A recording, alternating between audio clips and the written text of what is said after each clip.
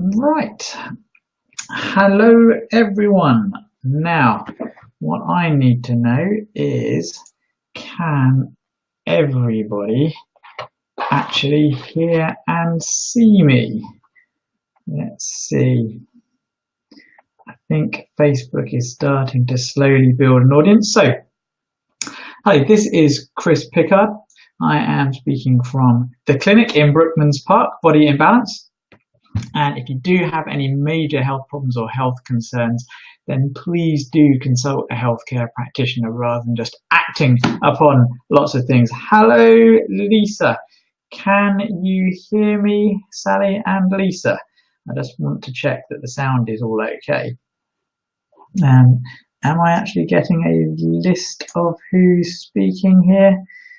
Right. Okay, so what we're talking about today is detox. In fact, this week is detoxification. Now, I went through the sort of the basic detox pathways in the body. That's great to know. Thank you, Lisa. And so that's everything from, let's see, let me just get rid of that. Everything from, so here's today, I'll get to that in a minute. So everything from, okay, the skin, our breathing, our kidneys, our liver, our bowels. We have a whole range of pathways to get rid of toxins and rubbish from our body. But it's very important that we also have all the chemicals and processes to remove them.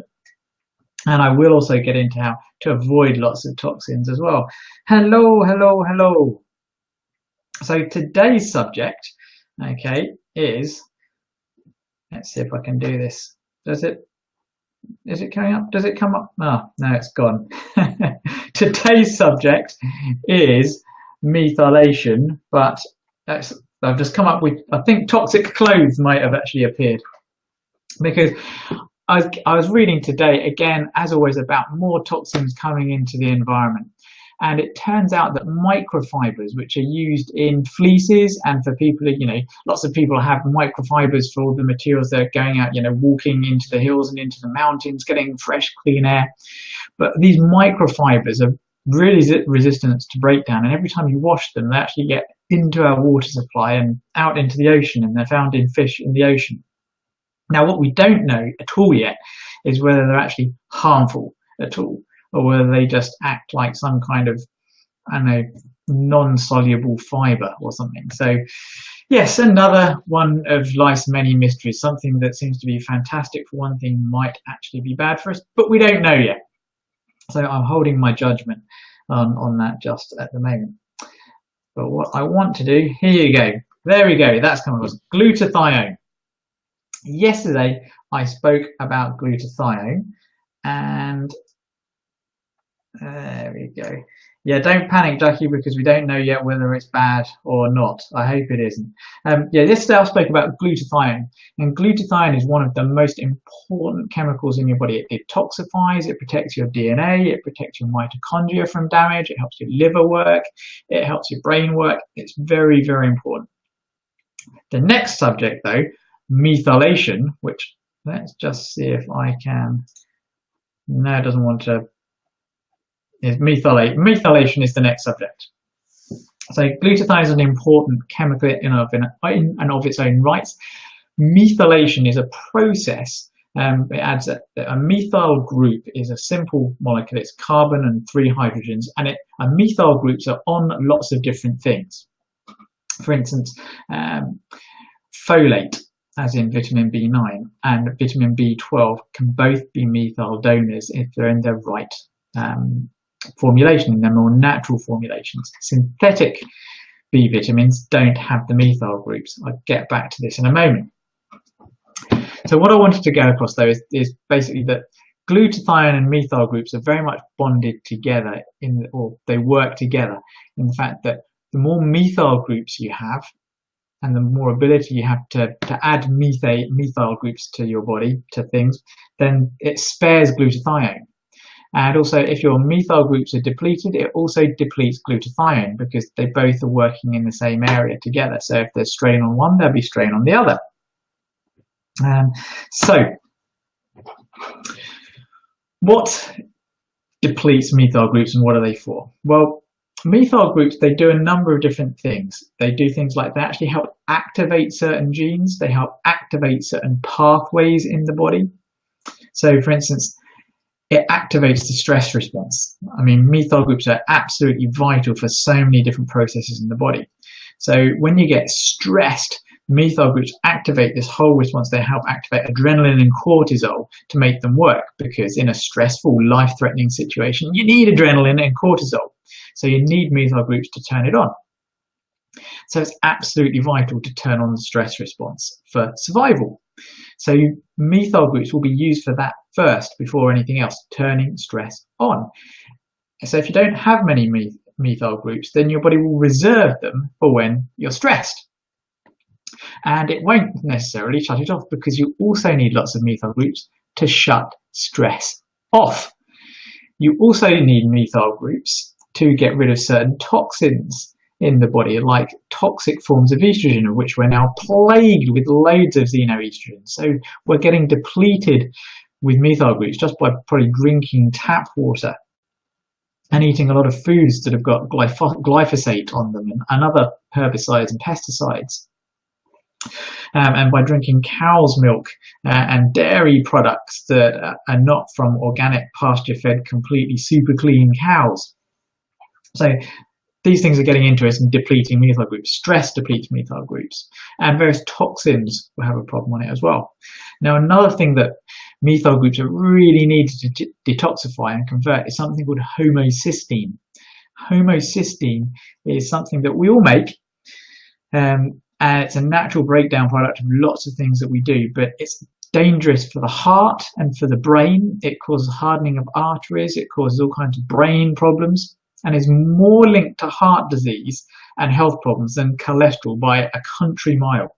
Whereas cholesterol has many good uses, homocysteine has none. Did I actually? Oh, there you go. Homocysteine, there you go. Homocysteine has no good uses, and it's only harmful. But it's recycled back into very useful things. And it's recycled by having plenty of methyl groups in your diet. So what can you do to boost methyl groups? Folate and folic acid. Well, these are both forms of vitamin B9, and they come in lots of foliage, which is where the name folate comes from. So dark green leafy stuff is a really good source of folate. Synthetically, it's folic acid, and your body can take folic acid and it can convert it into folinic acid, which is again naturally found, and folate as well. And when you buy a supplement, because if you've got a lack of methyl donors, if you've got high homocysteine levels, for instance, then food alone is not enough. You need extra things. You need supplementation. And folic acid has to be converted to the active form, folinic acid or folate.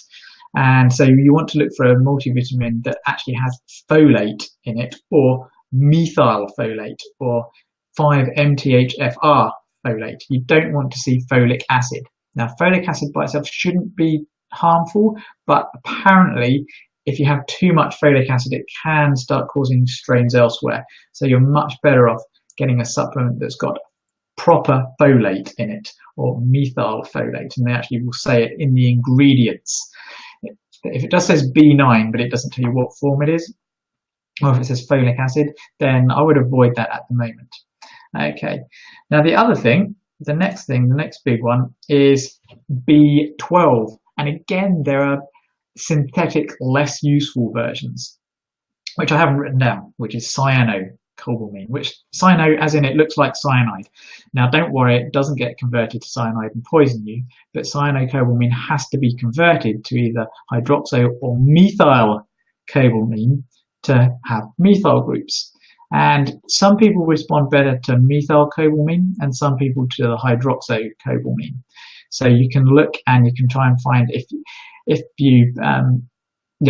good sign that these are things you need is if you're very anxious, jittery, Someone who's maybe got multiple chemical sensitivities and brings on a headache or stress when you get lots of chemicals. And so a really good way to actually tell whether you're taking the right one of methylcobalamin or hydroxycobalamin is, do you actually feel better? So you might want to try one for a while and then swap to another.